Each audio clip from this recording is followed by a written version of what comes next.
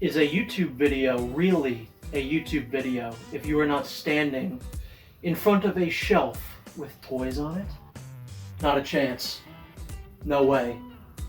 We made it up. Not this time.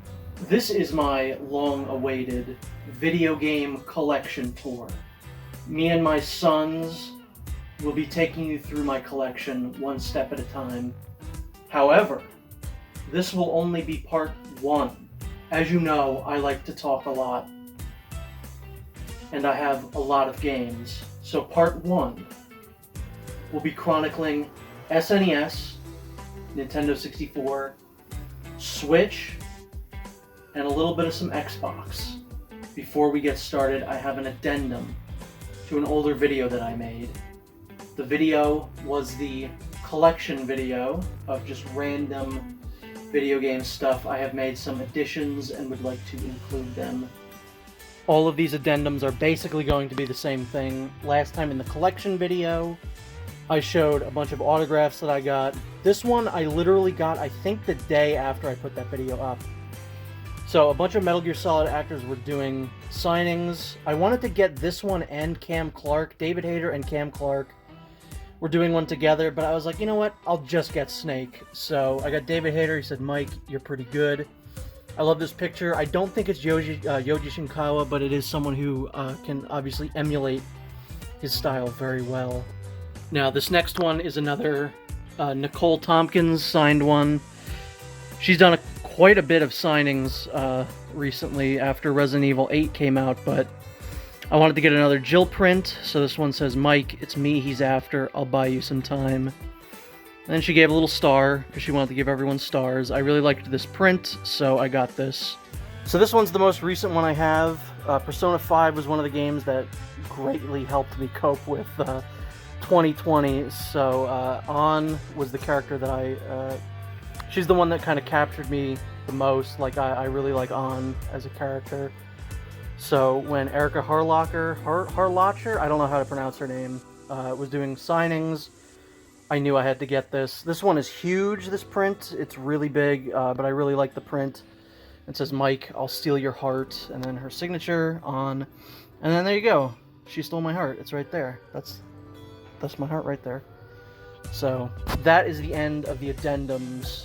Alright, so here's the first area that we're going to start with. This might be a little hard to film, so I might actually have to pull these out and do it somewhere else, but I guess we should start with the SNES and N64 games that I have. So first off, Super Mario World. I've had this since I was a child, so it's seen better days. It's not, you know, I assume these all work. I don't have a functioning NES or SNES, so I'm actually not entirely sure. We got Donkey Kong Country, one of the best games ever made. We got Mario All-Stars. I always had very fond memories of this game, and for some reason the intro to this game always used to creep me out when all the characters were standing around talking. I don't know why, but that's a very vivid memory I have of being creeped out by that. Super Mario Kart, this is probably the worst. This one keeps falling apart. Like, this one's literally held together by tape. Now this one is probably the most infamous game that I own. This game I got because of the title. I was like, hell yeah, bro. There's a game starring Luigi where you have to go rescue Mario. It's gonna play just like Mario World or any of the other Mario games. This is an edutainment game where you play as Luigi and you do awful things and it sucks. It's a bad game. And then the last SNES game, again, seen better days. I don't even know what, like, this gunk is Turtles in Time. Can't really go wrong with that. Ew, my god. So next up we got N64. I don't think this is all the N64 games that I have. If I'm not mistaken, I keep, like losing these, and then finding them and then losing them, so this isn't a complete look at these, I suppose. So we've got Pokemon Stadium. A lot of the N64 games that I have are like from a rental store, like back when you could rent things from stores. There was one video place near me that also rented games, and once it went out of business, they sold like all their games. for like dirt cheap, so I was able to pick up a lot. Mario 64. I have 2 copies of these. One of these is my cousin's. I don't know if we'll come across that or not, but yeah, this is Mario 64. This was back in that time of games where like things just appeared. You know, I was very young when this game came out. Obviously didn't know how to use the internet. And I think it was Christmas Eve, my cousins came over and brought their N64 and this game, and I did not know that it existed. Obviously, as a big Mario fan, it was like, whoa.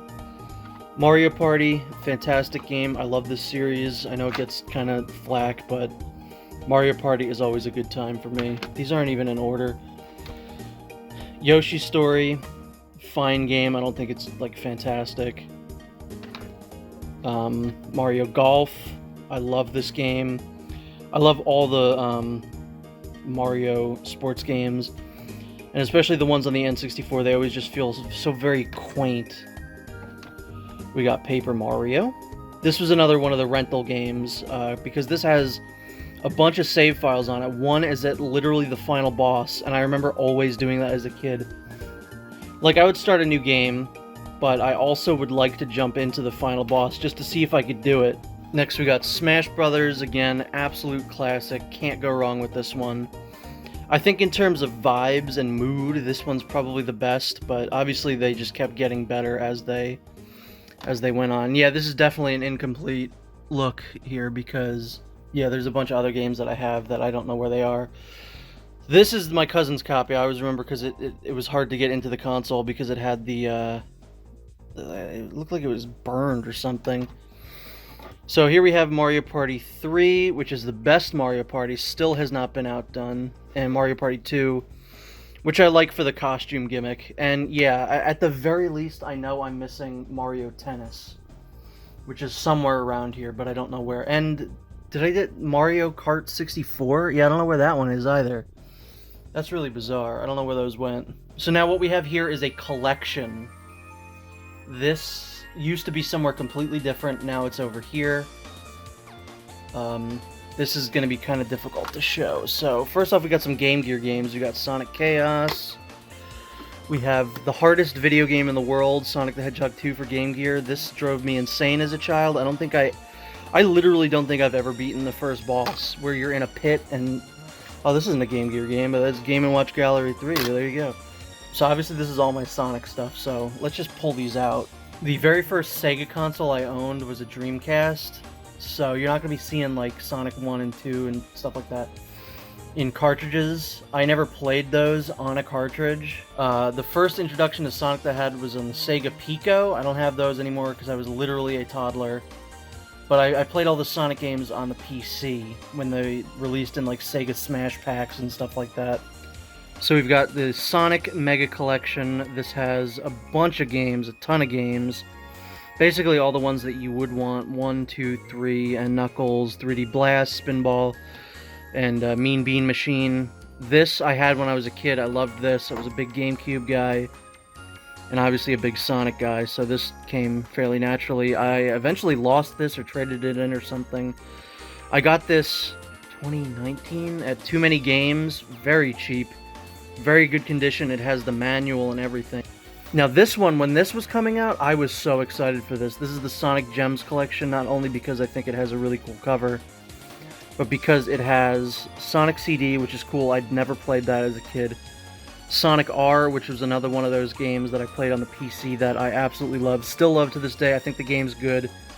The soundtrack is literally perfect. It is maybe the greatest video game soundtrack of all time, but there used to be this arcade near me that had Sonic the Fighters.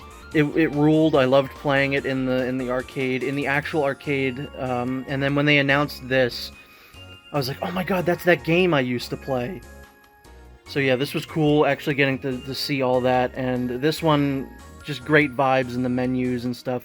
Same with Mega Collection. Mega Collection has one of the best menu songs of all time. So here's where we're getting into the good stuff. We got Sonic Adventure. This one, I'm still maybe trying to track down a copy of this that has the cover, because I'm weird like that. I love to have like actual covers and stuff. But Sonic Adventure, I mean, what else is there to say? One of the most influential games on my early childhood. I still think it's fantastic. The artwork has never been beaten. There's never been better artwork in a game than the Sonic Adventure-like artwork. It's so good. I still pop this in from time to time. It's a great game. I don't know why I have this one next. Sonic Shuffle. It's a Mario Party ripoff made by the same people who made Mario Party. There's a lot of janky Sonic games from around this era that I defend. Sonic R, this. This game's completely nonsensical. I made this joke when me and my friends played this on the channel, but welcome back to Sonic Shuffle, where everything's made up and the points don't matter. So I would say that's a pretty accurate representation of this game, but it's great. I love Mario Party when they get random as hell, so this is the ultimate version of that. And then obviously we got a stone cold classic here, Sonic Adventure 2. This, I've actually never finished on the Dreamcast. I'll probably go more into it when I eventually Let's Play this version of it. But I was halfway through playing this game, and then the GameCube came out, and my mom was like, here's a GameCube, and here's Sonic Adventure 2. And I was like, oh, that rules. This is a great game. I don't think it's as good as the first one. I know that might get me crucified, but it's a great game. Eventually, because I did get a GameCube, I did have to sell this. I mean, I didn't have to, but I did. So, again, Too Many Games 2019. I picked this up for $50. Again, it's the game. It's in great condition. You got the manual, you got the cover, the case. $50. I don't think that guy knew what he was sitting on. So, yeah. Or this is a replication case, but I don't think it is. Then obviously when the GameCube came out, I was all about these. I loved playing these when I was a kid. The director's cut, these are both my copies from when I was a kid. Obviously you can see that they've seen better days. But this is the inferior version. The Dreamcast version is 1,000 times better. Not necessarily the same for Adventure 2 Battle. I think Battle is good. I love the cover art. Again, the Sonic Adventure 1 and 2 artwork will never be matched. This has a lot of neat features, but I think there are some things that the Dreamcast version still does better. What goes up must come down if my feet don't touch the ground. Bump, bump, bump, bump, bump, bump, bump, bump, bump, bump. Sonic Heroes, Sonic Heroes. So here we have Sonic Heroes. This is when I started to not become so interested in the series. A lot of people say this is like the beginning of the end for Sonic. I still think this is a great game, if you only play as Team Sonic. Now here is a game I completely skipped when I was a kid. Shadow the Hedgehog. I don't think I even knew that this was out or it was coming out. This was a Super Mario 64 type deal. My friend was over my house one day and was just like, hey, let's check out this Shadow game. And he showed it to me. Specifically, he only showed me a cutscene where Shadow cursed, and he was like, whoa, isn't that so cool? And I was like, this is weird, I don't like this. So I just kind of ignored the game, and for good reason, because it sucks. Ew, I'm not putting this one back. This one's actively sticky. Ew, that's fitting for that game. I don't know what the hell's going on there. So, speaking of actively sticky, Sonic the Hedgehog 06. Maybe the perfect bad game. I've completely done a 180 on this game. When it came out, it was the most disappointing thing I'd ever played. I hated it. I only rented it, thankfully, originally, but when they put it on the PS3, I picked it up again. This game is so bad, but now it's come around to me to being so bad it's good. I love playing this game. Genuinely, I think this is a great game now. Because it's so bad, let me just be clear about that one. Meh, Sonic Unleashed, sorry. I just realized that I'm gonna have to start moving past these, because I can't have a story for every single fucking game here. Sonic and the Secret Rings, probably, I'm gonna go ahead and say, probably the worst Sonic game. Sonic Colors may be the best Sonic game, other than Sonic Adventure. Sonic Generations, another contender for possible best Sonic game. Sonic and All-Stars Racing Transformed. I happen to really love this game. I think it's really good. Probably one of the better kart racers out there. I know it gets a lot of hate, but I think there's some good ideas in this game, and the music's really good. I mean, really, what else is there to say about Sonic Mania? One of the greatest games, and I especially love that they gave this cool classic artwork on the actual game. I think that's really, really nice. I'm glad they released this physically. We got kind of another Sonic Lost World deal where I think there's some neat stuff in here, but this one's definitely way worse than Lost World. This game was fairly disappointing. I was really excited that the same people who made All-Stars Racing Transform were making a purely Sonic racing game. It's good, it's almost as good, but it's just not, there's missing something. Now that Sonic's done, we can move on to the Switch games. These obviously aren't all my Switch games, these are just the ones that don't fit anywhere else in my collection. So we got Breath of the Wild, obviously a perfect game. Link's Awakening, I didn't play much of this. This is one of those that I got right at the beginning of the pandemic, and I haven't really touched. Odyssey, a nearly flawless game. I actually would say a flawless game. I can't really think of anything that I dislike about that. Luigi's Mansion 3, maybe the best one, if I'm eliminating nostalgia. Probably the best Luigi's Mansion game. Mario All-Stars, it's a good collection. Not really much else to say. Kind of, you know, bare bones. Mario Maker 2 was great. Absolutely loved this. I love that they basically put like a bunch of new 2D Mario levels in there. Captain Toad, you know I'm a big Captain Toad head. I love this. The new content was cool. Wish that they'd kept the old content too, though. Probably the best Mario Party since like Mario Party 4. Just very, I liked it quite a bit. Mario Kart 8 Deluxe. It's just one of those where it's like I don't really know what to say. It's Mario Kart 8. It's a perfect game. Crafted World, again, probably the best Yoshi game since Yoshi's Island. I've played each one of these thinking like, surely this one will be as good, but they almost never are. Smash Bros. Ultimate, again, not really, a lot of these are like, not really much to say there. It's Smash Ultimate, what do you want me to say? Fun game, I always check up on this series like every couple of releases. We got Metroid Dread, which is obviously the most recent. Maybe not, obviously. This video is probably not going to go up right now, but this is the most recent thing I picked up. This just came out a couple days ago. Very, very good so far. Really enjoying it. It's just so surreal to be playing a new 2D Metroid game. Probably the savior of 2020. This literally came out in exactly the right time, so I'm very thankful for that game, always. Good game. Starting to show the age of like, okay, this is just Return to Dreamland again for like the third time. So I'm very excited for the new Kirby game, because I've been saying that for years. They need to do that. A 3D Kirby game. Picked this up on a whim. I liked Awakening. Didn't really follow any of the other ones, but this is a good game. I haven't finished it yet. That's a game every couple months I go back to. Pokemon Shield.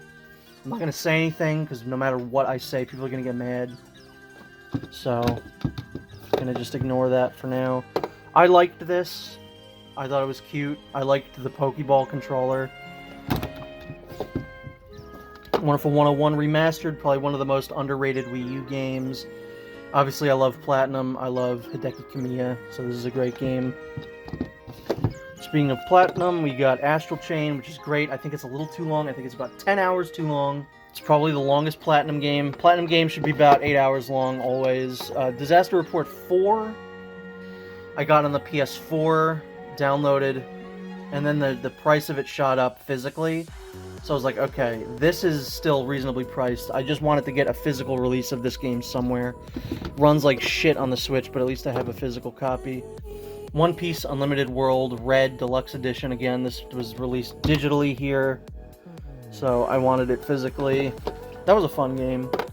Bloodstain Ritual of the Night runs like shit on the Switch, but I always feel like a game like this should be played on the Switch. So that's where I'm at. Now we're gonna get into the fun stuff. Deadly Premonition Origins, again, runs like fucking garbage, but I don't think there's a single platform where it runs good on. So we got Deadly Premonition's Origins. I haven't played the second one yet. I'm very excited because I love Deadly Premonition. I played it on the 360. And then I played it here, and it's still just as good as it always was. I started getting into a bunch of kind of indie games recently on the Switch. Valhalla, maybe one of the most unique games I've ever played. I absolutely loved this. Everything about Valhalla absolutely rules. I wish it was longer, though. It's like the opposite of Astral Chain. We got 2064 read-only memories. Basically like a new version of Snatcher. Again, loving this game. I haven't finished it yet. I'm like halfway through. I'm absolutely in love with this game. I think it's really great. It's the closest thing to a Snatcher game we're ever going to get again. This is another recent pickup. We got River City Girls. This is great. I love a good beat 'em up. The artwork in this one's great. The music is fantastic. I'm really loving this one so far. Can't wait to finish it and play the sequel. Again, I imported this because I wanted a physical copy. I'm a physical copy guy. That's what you're going to notice. Okay, so the next section that I have is in a drawer here. You can see here we got some wires. This is the area that I like to call the fire hazard area. You can see I still have some stickers here I have from Batman Arkham City, Arkham Asylum, and I have a Yakuza one. But this is all my like Xbox stuff. It's just stuck in a drawer because I don't really care that much. So we're gonna go through pretty quick. We got A Way Out, which is great, a fantastic co-op game, one of my favorites. My friend gave me this because I think he has it digitally now. I haven't played it yet. I don't know if I will. Not really too interested. This is the one and only sports game I own because the story mode in this is really hilarious. I think it's quite funny. This is basically shitty Hitman. I used to watch Funhouse a lot, and they played this, and it was quite broken. Here's Rise of the Tomb Raider from when it was an Xbox One exclusive. I was really disappointed by that. I played this for like a week, never finished it, and then picked it up when it came out on PS4. We got the Master Chief Collection, which is, it's good now, but at launch that was a absolute fucking mess. Hank gave me this for Christmas last year, and we just played through it. It's fine. I can see why people don't like it, but it was fine. We got Gears Ultimate Edition, which is great. It's basically a remake of the first game, just visually. Everything else feels the same. These are kind of in a very whack order. We got Gears of War 4, which I don't remember much of. I think it was kind of just very samey, not really much to talk about. We got Gears 5. I got the Ultimate Edition. This has a really cool steelbook. I don't like steelbooks unless they have slipcovers. This has artwork by Alex Ross, who is a fantastic comic book artist. So we have Gears Tactics, which I picked up for $7 online. I played the first couple levels. It's fine. Really much else to say there. Yeah, these are out of order. Gears 3, you know, good game. I think kind of a return to form. It's still not as good as the first one, but not as bad as the second one. And speak of the devil, we got Gears of War 2 Limited Edition. I don't think I've ever been more excited for a video game than Gears 2, and was, you know, massively let down. I think I've kind of come to terms with it, and I'm kind of fine with it now, but yeah, this was not the game that I wanted. Next up, we've got the original Gears of War. I think this is the first one we've come across. Oh no, I guess Sonic Adventure, but this is the first one that made my top 10, you know, games of all time list. Gears of War, I think, is a masterpiece. You really can't go wrong with this one. We got Halo Reach, which was like the last, like, really, truly good Halo game. I have very fond memories playing the campaign and Horde mode, or Firefight, or whatever, with friends when this came out.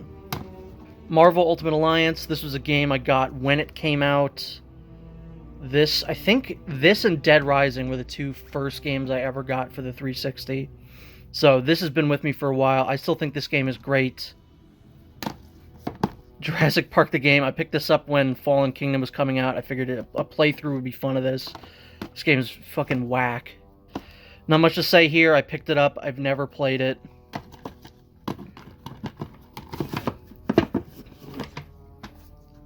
This was when these were coming out. I have Sneak King. I don't know where it is, but Pocket Bike Racer, I think, is the only one that has survived.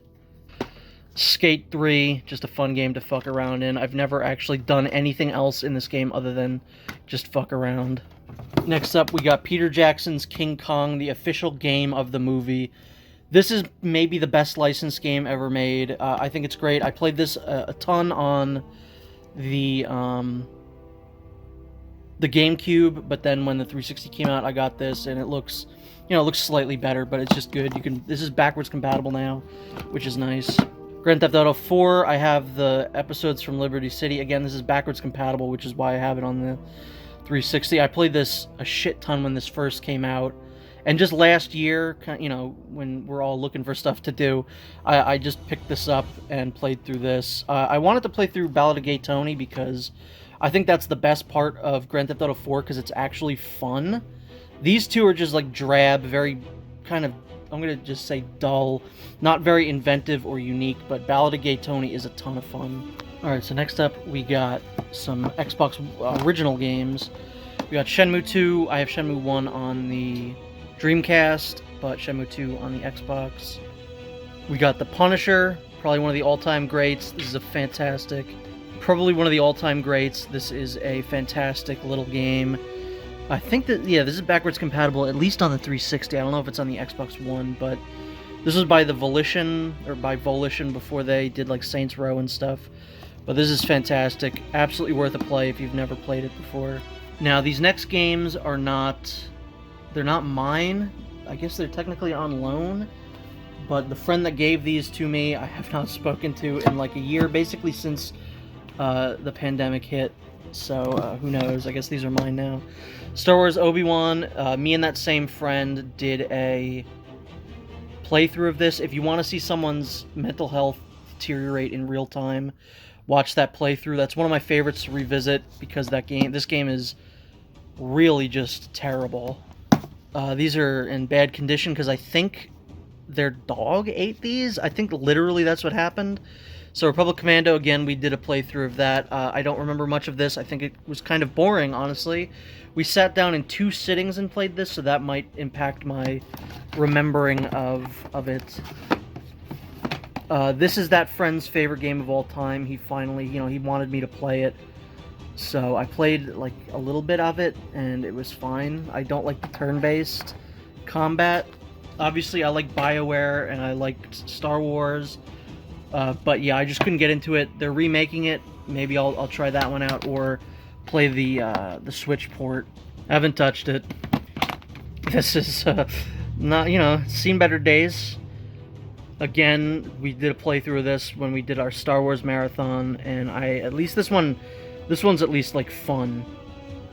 And I enjoyed watching through this one, and I have some memories of this from when I was a kid, so this one was fun. And that is the end of that, and the end of this video.